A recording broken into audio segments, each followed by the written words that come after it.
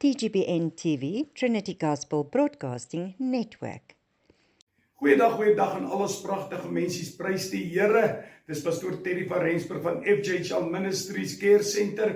Ek nooi julle hartlik uit om na ons dienste te kyk en te luister. Sondaande om 8uur, dan ook weer Dinsdaande om 6uur en Donderdaande om 8uur. Dis die herhalings, maar ek nooi julle werklik uit, kom kuier saam met ons.